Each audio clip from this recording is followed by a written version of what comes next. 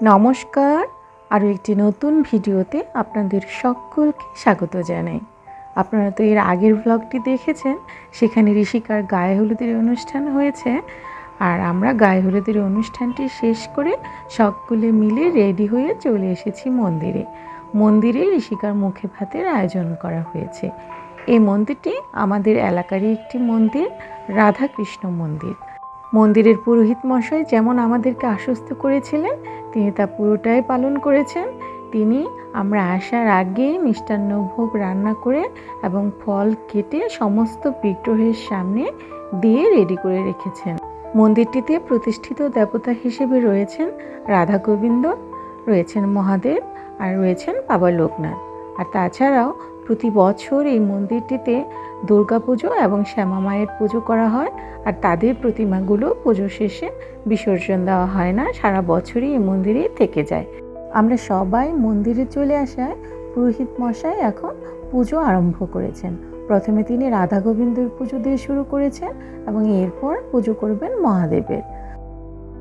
আর আপনারা তো অনেকেই জানেন, অন্নপ্রাশনের সময় একজন উপাস্য দেবতার প্রসাদ মুখে স্পর্শ করিয়ে তবেই অনুষ্ঠানটি সম্পন্ন হয়। আর আজকে আমার ইচ্ছা, আমি আমার মেয়েকে মহাদেবের প্রসাদ মুখে প্রথমে স্পর্শ করাবো। পুরোহিত মশাইকে আগে থেকেই এ ব্যাপারে বলে রাখা হয়েছিল, তাই তিনি ব্যবস্থাটিও সেভাবে করে রেখেছেন। মহাদেবের পুজো হয়ে গেলে মহাদেবের মাথায় একটু জল ঢালার ব্যবস্থা করেছেন।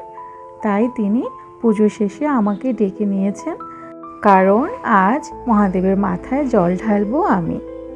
তাই প্রথমে তিনি শরীর শুদ্ধ করে নিচ্ছেন, তারপরে এক এক করে ঘি, মধু, দুধ এবং সর্বশেষে জল দিয়ে মহাদেবকে স্নান করানোটি সম্পন্ন করবেন।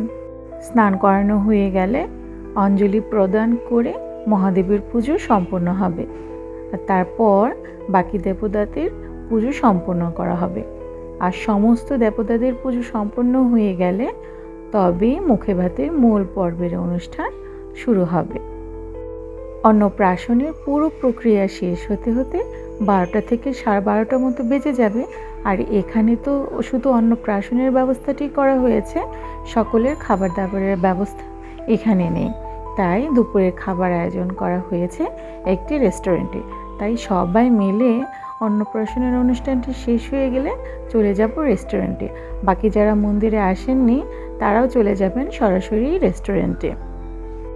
সকল দেবতার পুজো সম্পন্ন করা হয়ে গেছে, এবার অন্নপ্রাশনের মূল পর্বটি শুরু হয়েছে।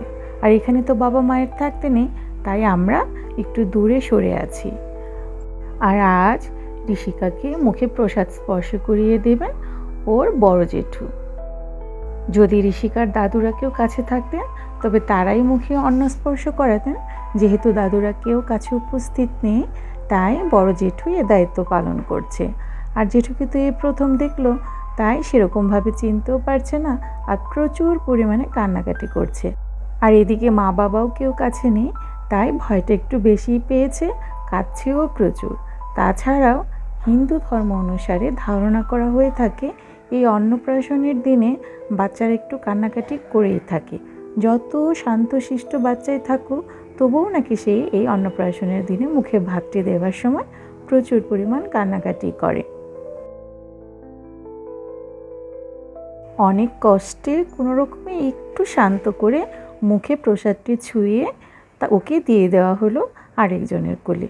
আর সেই সাথে সাথে আমরাও মা বাবারাও আসার অনুমতি পেয়ে গেলাম, তাই দৌড়ে এসে আগে বাচ্চাটিকে কোলে নিয়ে শান্ত করার চেষ্টাই করলাম। এরপর আরও একটু আনুষ্ঠানিকতা বাদ রয়েছে, আর সেটি হলো একটি থালার মধ্যে খাতা, কলম এবং টাকা দেওয়া হয়েছে। এর তিনটের মধ্যে যে কোনো একটি ধরতে হবে। যদিও আমার মেয়ে পুরো থালাটাই ধরে টেনে নিয়ে নিয়েছে কাছে, তার মানে হচ্ছে সে তিনটেই নিয়েছে। দুপুর এখন 1টা মতন বাজে, আমরা সবাই মিলে চলে এসেছি রেস্টুরেন্টে। এখানে 2টো কামরা বুক করা হয়েছে। যেহেতু খুব বেশি একটা লোকজন নই আমরা, তাই 2টো কামরাই বুক করা হয়েছে এবং সেখানে আমরা বসে এবার দুপুরের খাওয়া দাওয়াটি শেষ করব। তাহলে আজকের মতো ভিডিওটি এখানেই শেষ করছি। দেখা হবে পরবর্তীতে আরও একটি নতুন ভিডিও নিয়ে। সে পর্যন্ত সবাই ভালো থাকবেন, সুস্থ থাকবেন এবং সকলের খেয়াল রাখবেন।